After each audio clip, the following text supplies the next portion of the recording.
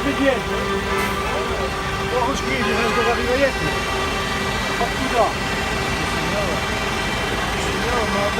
Кишинев, Молдавия. Надо в Париже делать.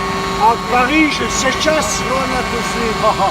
В Париже сейчас есть большая демонстрация. Некоторые демонстрации. Я скажу, сегодня это черный день во Франции. Это дальше это будет хуже. 20 километров туда вдвоем. Дорога забита, не пропускают. А дальше это будет хуже в Бордо и тем дальше. Потому сейчас это рай. Терпит. Мне придется ночью ехать. Мне придется ночью ехать. Во Франции сейчас социального мира нет. Сейчас это социальная война. И, конечно, все там побочные эффекты. И все страдают. Надо заводы закрыть, фабрики закрыть. И вы знаете, почему мы живем лучше во Франции, чем в Молдавии? Вы знаете?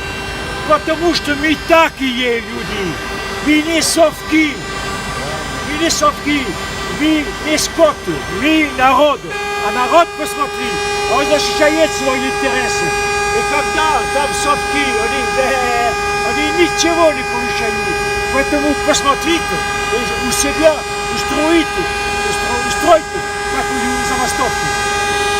Защищайте свои права.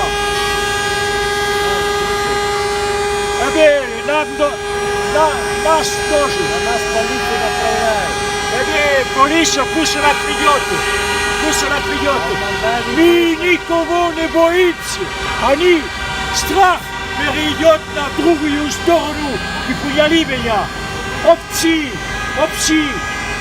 управляются страхом.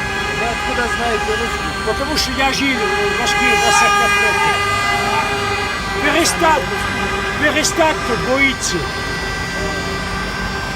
Наоборот, будьте страшным, чтобы выгонять всех и защищать свои права. Посмотрите этот пример, как мы делаем во Франции.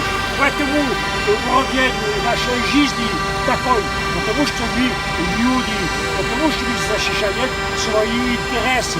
Мы не совки. Вы поняли меня, поэтому посмотрите, терпите. Пусть это будет у вас урок, как вести себя и себя. Всего доброго.